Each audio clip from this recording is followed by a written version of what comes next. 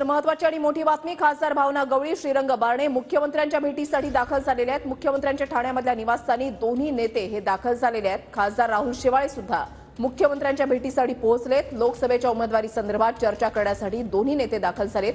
वाशिम, यवतमाळ आणि मावळच्या उमेदवारीवर काय निर्णय होणार याकडे सर्वांचं लक्ष लागलेलं आहे। आज दिल्लीमध्ये मुख्यमंत्री आणि दोन्ही उपमुख्यमंत्री जाऊन चर्चा करू शकतात। बैठकीचं नियोजन करण्यात आलेलं आहे अशी माहिती मिळतेय।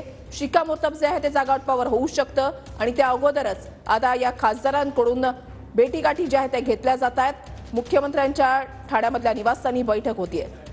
गिरीश गायकवाड आमचे प्रतिनिधी या संदर्भातली अधिक माहिती देतील। गिरीश, नक्कीच वृषल्य, आपण जर पाहिलं तर घडामोडी वाढू लागलेल्या आणि त्यासोबतच महाराष्ट्राचे मुख्यमंत्री एकनाथ शिंदे यांचे सर्व कार्यक्रम जे आहेत ते सुद्धा आज राखीव ठेवण्यात आलेले आहेत। आणि शिवसेनेचे खासदार राहुल शेवाळे, श्रीरंग बारणे आणि वाशिमच्या ज्या खासदार आहेत भावना गवळी त्या सुद्धा या ठिकाणी पोहोचल्याची माहिती मिळते। आणि धैर्यशील माने हे सुद्धा मुंबईमध्ये दाखल झालेले आहेत। त्यामुळे नेमक्या काय काय घडामोडी घडणार आहे पाहणं महत्त्वाचं ठरणार आहे। या जागांचा तिढा नेमका कधीपर्यंत सुटणार आहे हा आताच्या घडीचा सगळ्यात मोठा प्रश्न आहे। सगळे जे नेते आहेत ते आपल्या उमेदवारीला घेऊन ठाम आहेत। काही केलं तरी आम्हीच लढवणार अशी भूमिका त्यांनी घेतलेली आहे। आणि त्यामुळे एक माहिती अशी सुद्धा मिळते की 16 जागा लढवण्यावरती शिवसेना ठाम आहे आणि या जागा आपल्याला मिळाव्यात यासाठी शिवसेना आग्रही आहे, मुख्यमंत्री स्वतः आग्रही आहे। आणि त्यामुळेच आता जागा वाटपाचा तिढा हा कधीपर्यंत सुटणार आहे पाहणं सुद्धा तितकंच महत्त्वाचं ठरणार आहे। एक जी जागा आहे ती शिवसेनेच्याच कोट्यातून दिली जाईल आणि दक्षिण मुंबईची ही जागा असेल जी मनसेला जाईल अशी सुद्धा माहिती सूत्रांकडून मिळते। यावर अधिकृतरित्या शिक्कामोर्तब आज रात्रीपर्यंत होईल असं सुद्धा बोललं जात आहे। आणि सर्व महत्त्वाचे जे नेते आहेत त्यांची सुद्धा